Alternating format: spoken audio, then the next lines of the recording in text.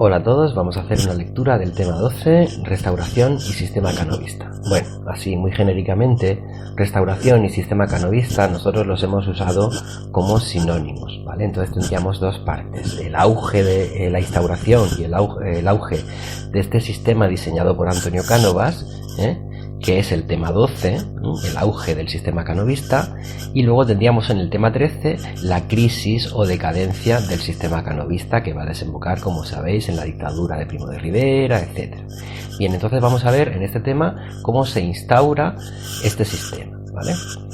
Bien, comienzo leyendo la introducción. Según Antonio Cánovas, el Estado debía asentarse en 4 pilares: rey, cortes, constitución y turno. Esto es, la alternancia pacífica entre 2 partidos. El joven príncipe Alfonso, pues, y aunque tuviera un papel central, no era más que una pieza en el tablero. Cánovas había preparado con calma y perseverancia la vuelta del monarca para instaurar un sistema, su sistema, que traería a España a una estabilidad inédita en muchas décadas, tanto a nivel institucional como económico y social. Sus sombras son conocidas: la corrupción política, el caciquismo, la persecución al movimiento obrero, los desastres militares y un largo etcétera de problemas que el tiempo fue poniendo delante de los sucesivos gobiernos de la Restauración.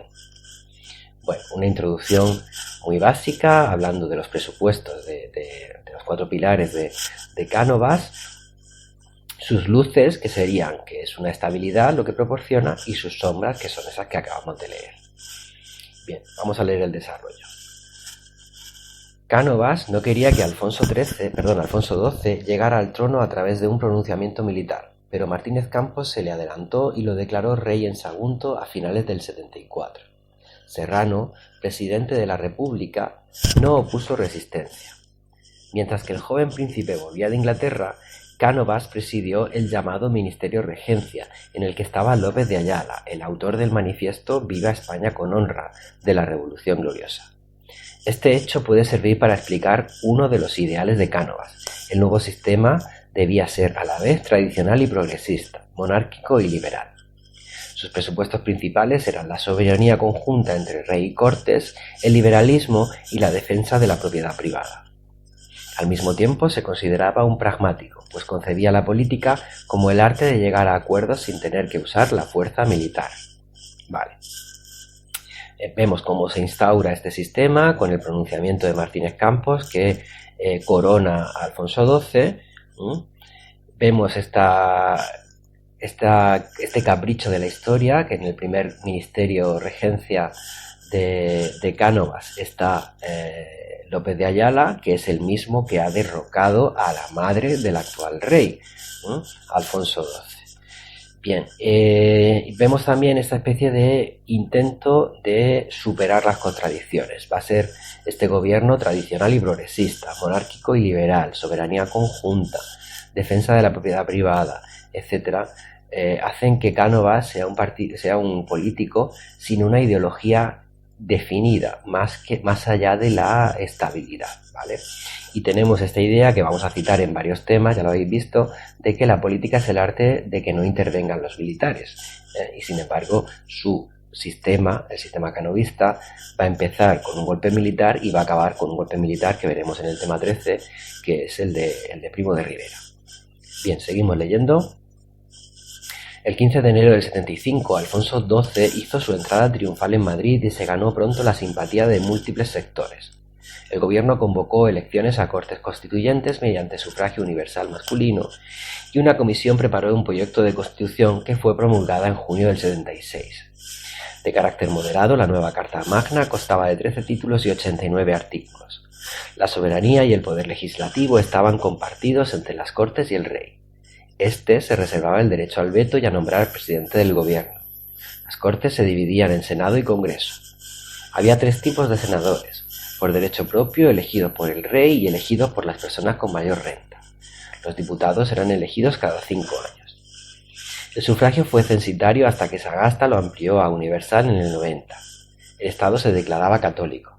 Los derechos individuales seguían la senda liberal que había marcado la Constitución del 69. Esta Constitución fue la más longeva de la historia española, pues estuvo vigente hasta el 31, con el paréntesis de la dictadura de Primo de Rivera.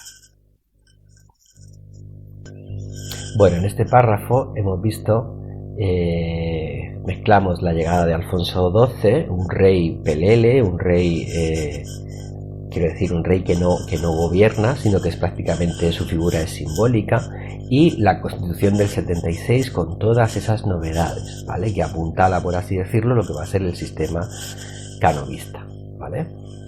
Bien. Vamos a seguir leyendo. Cánovas admiraba el sistema parlamentario inglés y a su imagen y semejanza creó el sistema que muchos denominan canovista. Su partido sería el liberal conservador, abiertamente a favor de las clases poderosas. Para Sagasta ideó el Partido Liberal Fusionista, que miraba por la burguesía industrial y por las clases medias urbanas. La historia lo recuerda simplemente como partidos moderado y liberal. Así, el poder quedó para las élites, mientras que el resto de sensibilidades políticas quedaron fuera del juego democrático. A la derecha de este centro político estaban los carlistas, a la izquierda los republicanos, que seguían fuertemente divididos por su concepción del Estado. Más a la izquierda y definitivamente fuera del tablero político estaban los movimientos obreros, tanto anarquistas como socialistas. En el 79 Pablo Iglesias fundó el PSOE, pero este no consiguió ningún escaño hasta 1910. El anarquismo se orientó más a la vía revolucionaria y de acción directa contra el sistema. Bueno, en este párrafo y en el siguiente vamos a explicar el sistema canovista. En este párrafo explicamos, por así decirlo, las piezas del tablero y en el siguiente cómo se mueven esas piezas, ¿vale? El funcionamiento. Vale, aquí tenemos los dos partidos políticos que se han adueñado del poder y van a dejar fuera del tablero político o sin posibilidades de jugar, que es prácticamente lo mismo, al resto de sensibilidades. Bien, vamos a leer cómo funciona este sistema de alternancia. Sigo leyendo. Cánovas presidió los gobiernos hasta el 81, cuando empezó el sistema de alternancia. En teoría, para gobernar se necesitaba la confianza de la corona y de las cortes, esto es, los votos de la mayoría. Pero la realidad era bien distinta. Cuando el partido en el poder sufría un desgaste notable, le cedía el turno al otro. Las elecciones estaban amañadas mediante dos protocolos. El encasillado, donde se elegía a dedo a los diputados de cada circunscripción, y el pucherazo, donde directamente se falseaba el recuento de los votos. Esta estabilidad forzada y ficticia se tradujo paradójicamente en un periodo inédito de calma política. En esta época acabaron por fin la guerra carlista. El pretendiente Carlos VII huyó definitivamente a Francia. Y la guerra de Cuba. Cuando el rey falleció en el 85 a los 27 años víctima de la tuberculosis, Cánovas y Sagasta acordaron mantener el turnismo en el llamado Pacto del Pardo. Ambos apoyarían a la reina viuda María Cristina de Habsburgo durante su regencia. En este periodo, los liberales de Sagasta impulsaron medidas para modernizar el Estado, la ley sindical, un nuevo código civil y el ya mencionado sufragio universal masculino. Bien. En este párrafo, que lo he dividido en dos, como veis, en el tema original era solamente un párrafo, ahora lo he partido en dos. Hablamos en la primera parte de cómo funciona la alternancia, con esos protocolos de amañar, encasillado y pucherazo, y luego las consecuencias de este sistema. Luego la vamos a analizar un poquito más en profundidad, pero hablamos también de qué pasa cuando muere el rey, que nos hace darnos cuenta de que el rey en realidad no mandaba nada, ¿no? De hecho, cuando muera el rey todavía van a vampirizar todavía más a la corona con la influencia que van a tener sobre la regente María Cristina. Bien, vamos a analizar en este último párrafo los problemas. Comienzo a leer. Conviene repasar por último los problemas a los que se enfrentó el bipartidismo y que lo hicieron zozobrar primero y hundirse después. El control de las elecciones por parte de los caciques locales a cambio de favores políticos y privilegios, que fue alejando cada vez más a la España oficial de los políticos de la España real de los ciudadanos. 2. El afloramiento de los nacionalismos catalán y vasco, que reclamaron un trato del favor al gobierno central o directamente la separación del Estado. El anticlericalismo popular azuzado por la alineación de la Iglesia con la élite política y económica. 4. El problema militar. Un ejército ineficaz, mal pagado y saturado de oficiales que iba a tener que enfrentarse a grandes retos como los coletazos de la guerra de Cuba o la guerra de Marruecos. 5. La crisis interna de los dos partidos. Cánovas fue asesinado por un anarquista italiano en el 97 y el partido moderado tuvo diferentes líderes hasta que asumió el poder Maura. Sagasta murió en 1903 y le sustituyó Canalejas.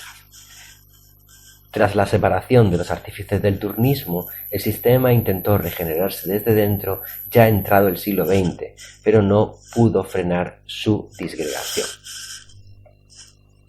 Bien, estos son los problemas que hacen que entre en crisis el sistema, ¿vale? Valen tanto para este tema, el tema 12, como para el tema 13, porque es lo que va a hacer que se hunda este sistema, ¿vale?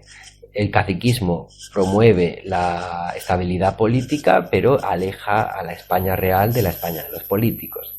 Afloran los nacionalismos, hay anticlericalismo cada vez más creciente y el problema militar. Y por último, la crisis interna de los dos partidos. Se van a morir los dos políticos tan carismáticos, Cánovas y Sagasta, y sus sustitutos no van a tener la misma capacidad que ellos. ¿De acuerdo? Vale, si os fijáis, son los mismos problemas que vamos a ver una y otra vez en los siguientes temas. ¿De acuerdo? Bien, vamos a leer la conclusión.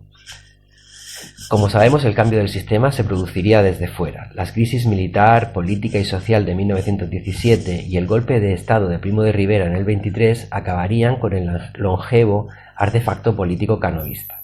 Pero esa es otra historia que debe ser contada en otro momento. El balance del periodo conocido como Restauración durante el siglo XIX debe incluir sus luces y sus sombras. Estabilidad política, sí, pero a partir de un sistema corrupto y alejado de la realidad de la inmensa mayoría de los españoles. Victoria final sobre el carlismo, sí, pero sin cerrar las heridas abiertas por las 3 guerras que acabarían por volver a sangrar.